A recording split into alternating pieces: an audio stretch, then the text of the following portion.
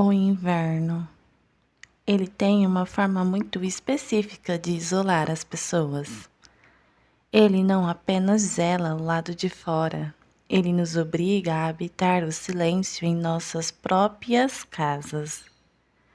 E é exatamente dentro deste isolamento, entre as paredes frias daquela casa no interior, que nós encontramos as irmãs Bennet, no capítulo 15. Sinta o desconforto invadido. O Sr. Collins e sua presença preenche o ar de forma sufocante. Ele não é o que diz, é como ele se move. Os seus passos são deliberados e as suas reverências são baixas demais, duras e quase teatrais. Ele se aproxima fisicamente das irmãs Bennet, corrompendo a barreira do invisível e do espaço pessoal. É quase palpável sentir o desejo delas de dar um passo para trás para conseguir respirar. Já o Sr. Wickham, o ar ao redor dele parece mais leve. O tecido de seu uniforme militar é vermelho e impecável, macio ao olhar. Quando ele fala, as pessoas se inclinam em sua direção. Elizabeth sente o magnetismo desse homem que domina o ambiente com sorrisos fáceis. Mas observe os olhos de Elizabeth. Eles estão fascinados pela superfície. Ela não vê o homem, ela vê o reflexo do que deseja acreditar. A verdade é raramente sedutora. Nós preferimos uma mentira charmosa que alimenta os nossos preconceitos do que uma verdade fria e complexa. O baile começou. Feche os olhos e sinta o calor abafado daquela sala. O cheiro de cera de abelha, fumo e perfumes caros misturados pelo suor dos corpos em movimento. Visualmente, é um espetáculo de luzes e seda. É uma arena de julgamentos. Enquanto Elizabeth dança com Darcy, o resto do mundo desaparece por um instante. Mas o toque nas mãos enveludadas é tenso e frio. Cada palavra trocada entre eles tem o peso de uma lâmina. É o choque de duas mentes que se recusam a se curvar. Mas olhe ao redor. Cada olhar de desdém direcionado à sua família. A risada alta e sem compostura de sua mãe ecoa pelo salão, batendo nas paredes e ricocheteando no orgulho de Elizabeth, sentindo a pior das solidões, a vergonha daqueles que amamos.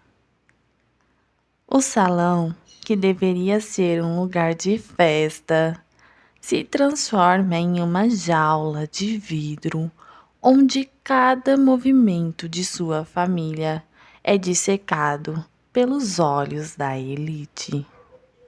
Austin nos mostra como o indivíduo é constantemente arrastado para baixo pelo meio em que vive. O calor do salão dá lugar ao frio da realidade. O Sr. Collins pede Elizabeth em casamento. Ele fala de números, de dinheiro. A proposta de casamento é cômico, mas esconde uma urgência trágica. Quando Elizabeth diz não, ela está cometendo um ato de rebeldia existencial. Ela corre o risco da pobreza em nome de sua liberdade intelectual e de quem exige paixão. Mas o verdadeiro soco no estômago vem quando Charlotte Lucas, a melhor amiga de Elizabeth, aceita se casar com Collins. Como sua melhor amiga, a mulher com quem ela compartilhava sentimentos profundos, como pôde se entregar a um homem ridículo? Mas antes de julgarmos Charlotte, precisamos entender o peso no século XIX. Charlotte tem 27 anos, não tem dinheiro e teme ser um fardo para a família. Para ela, o casamento não é amor, é um contrato de sobrevivência. Ela escolhe o pragmatismo frio. E o que é pior? Viver uma vida de solidão e integridade ou vencer a própria alma por um teto e estabilidade? O casamento de Charlotte e Collins não tem sons de sino de igreja. Ele tem som de uma fechadura se trancando. O som do alívio misturado com a resignação. Elizabeth olha para a amiga e sente calafrios, sem entender que, para Charlotte, o estômago cheio vale mais do que um coração alimentado. O que é mais nobre? Permanecer mantendo a integridade dos seus sentimentos ou corromper sua sensibilidade para garantir sua existência física? Com a chegada do inverno, a carruagem de Blinder partiu e o silêncio que ficou para trás é pesado. A notícia cai como uma guilhotina. O Sr. Blinder partiu para Londres e não vai voltar. Jane fica desolada, mas sofre em silêncio. Ela se senta perto da janela, os olhos fixos na estrada cinzenta. Ela segura uma carta que confirma o seu abandono. Ela, que sempre buscou ver o bem de todos, seus olhos, antes cheios de expectativa, sempre que a porta se abria, agora permanecem fixos no chão. Seu rosto denuncia que algo nela se quebrou.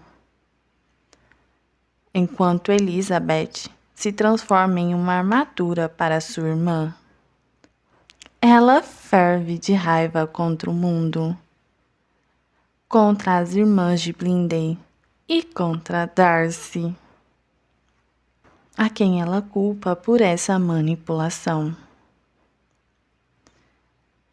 E o otimismo da primavera sumiu.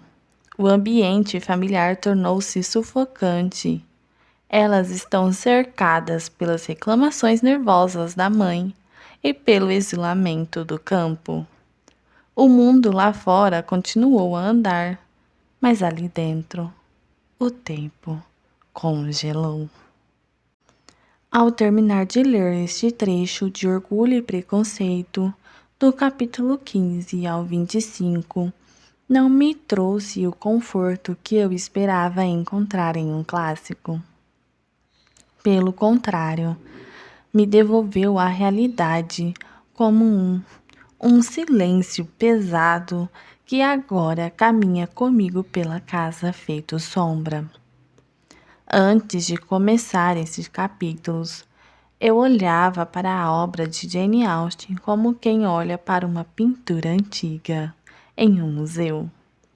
Algo bonito, distante, emolderado pelo tempo. Mas, ao fechar o livro após o capítulo 25, percebi que Austen não pintou o passado. Ela colocou um espelho retrovisor na nossa alma. O que mais me impressionou, e confesso que o mais me machucou nesta leitura, foi perceber que minha própria hipocrisia como leitor. Ela me provou que, mesmo séculos depois, nós continuamos desesperados por narrativas que apenas alimentam as nossas certezas, por mais falsas que elas sejam. Até aqui, fomos isolados juntos com os personagens. Eles nos despem das ilusões da primavera e dos bailes. Eles nos deixam trancados em uma sala fria, olhando para as pessoas ao nosso redor e percebendo que a nossa felicidade raramente depende apenas de nós e que nós somos reféns do nosso orgulho, dos poderosos, do preconceito, dos ignorantes e do desespero econômico que molda as nossas escolhas mais íntimas. Ao fim desses capítulos, eu não senti que li uma história de amor. Não testemunhei o laço, mas a delicada e cruel costura que expõe as nossas feridas sociais. E a pergunta que ficou ecoando em mim é uma que ainda não sei responder. Qual espelho dessa história eu realmente me encaixo? Eu espero que tenha gostado. Se gostou, deixe um like e se inscreva no canal. E até a próxima!